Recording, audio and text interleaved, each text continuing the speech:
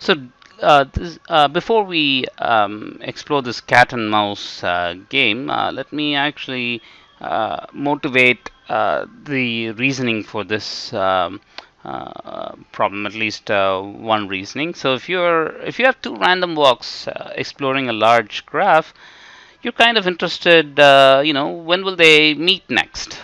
So this problem is, maybe these two random walks are walking in this graph, they're exploring, and when they meet, they have to perform some action.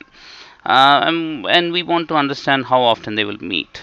So that's kind of the motivation for this problem. But of course, um, being good theoreticians, instead of posing the problem in that manner, we'll try to pose it in a little bit more fun way. So in this, we treat this as sort of a game between a cat and a mouse.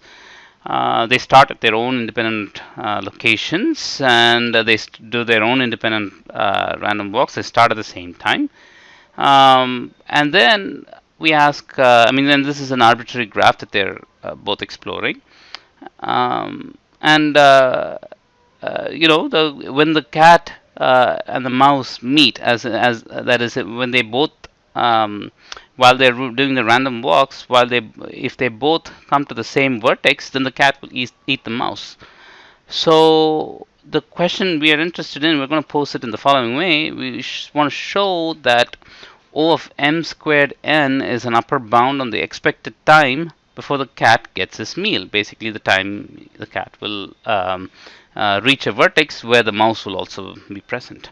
Now, to understand this problem and find a way to get a handle on this, what we should do is consider a new graph, and we call that graph G star. Okay, and in this graph, there are more vertices. There are actually n squared vertices. Basically, every pair of vertices in the original graph forms the set of vertices. In fact, every pair where each of the pair is drawn with replacement. So you even have pairs of the form u where it doesn't we don't need both the vertices to be distinct. Okay, so that means that we really have n squared vertices in this new graph G star. But how do we place the edges in this new graph?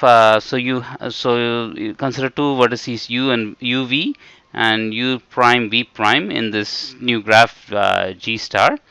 Now there will be an edge between these two vertices if and only if u prime was an edge in E, and also v comma v prime was an edge in E.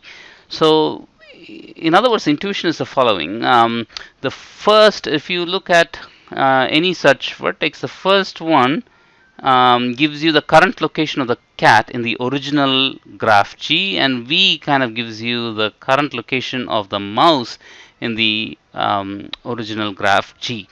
So that's the intuition, and then you can immediately notice that a random walk in G star that reaches any vertex of the form UU corresponds to the cat getting its meal. Why? Because, well, both the cat and the mouse are in the same vertex. So then the cat will eat the mouse.